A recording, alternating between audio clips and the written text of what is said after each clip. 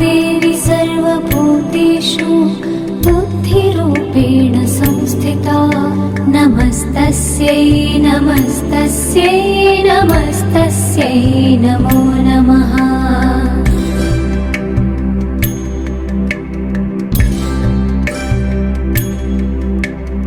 या देवी सर्वभूतेषु निद्रारूपेण संस्थिता नमस्तस्यै नमस्तस्यै नमस्तस्यै नमो नमः।